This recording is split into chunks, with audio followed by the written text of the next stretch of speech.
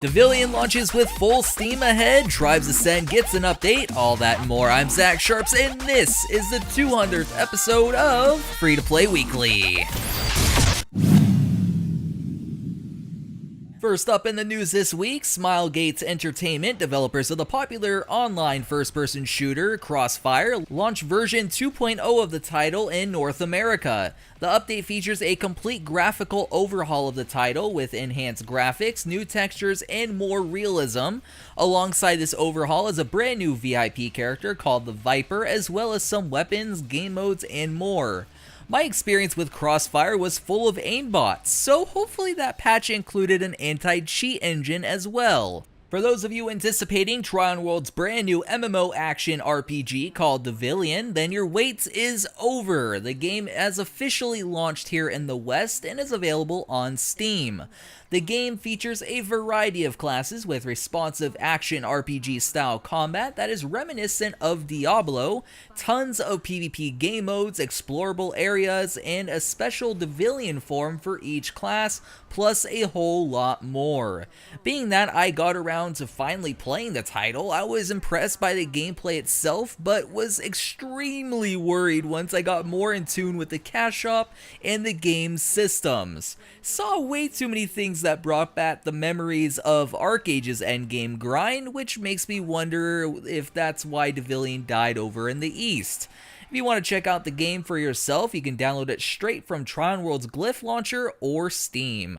Still playing Tera? Well, if you are, you'll be happy to hear that there's a brand new class available for you to try out. In Tera's recently released Knockout update, the highly anticipated Brawler class is now available for you to smash skulls in with. Also in the update comes 2 brand new endgame dungeons, new gear, and the standard refinements that you would expect.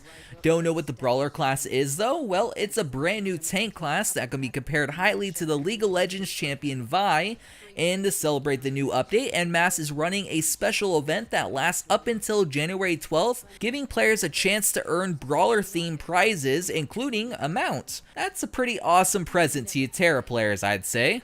Normally this wouldn't be too big of news considering we expect games to get updates, however Tribes Ascend is a special case, with Hi-Res Studios stating that a small team of 4 or 5 people were still working on Tribes. We all didn't really expect much or anything to really release for the high-octane shooter.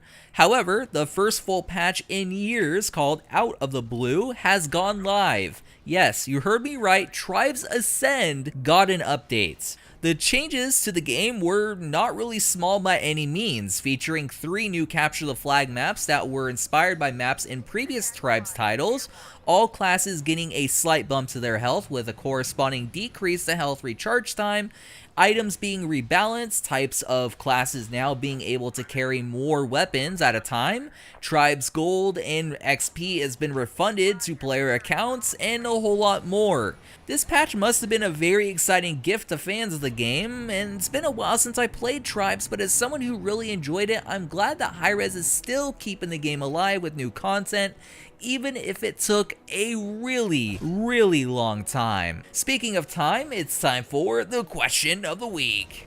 Last week on the show, I asked if there was any game you'd remove from your Steam libraries. A user by the name of Sango Productions 213 said the following about one of the games I thoroughly enjoyed. This War of Mine, touted as a game of feels, is really just a game with you fighting terrible controls and poorly thought out mechanics, then actually thinking, hey, I'm stealing from and killing people, I'm a bad person, because it's not something that you do in any other game ever. What's worse than anything that the game does wrong is its cult following who admit the mechanics suck, but oh, you're a civilian, so the controls are supposed to be clunky and unresponsive. Thanks for your response. We apparently had polar opposite experiences with the title because I found the controls just fine, but that might be just because I play side-scrollers often and expect a little bit of clunkiness here and there. This week's question is not really a question, but more of a thank you to all of you who have supported Free to Play Weekly before I was here and throughout all the episodes I produced. I'm not only thankful for the email I got giving me this opportunity, but I'm more thankful that you guys threw a ton of support at me and made me feel at home within this community. Huge thank you to you guys for supporting myself and MMO Bomb across 200 episodes of Free to Play Weekly.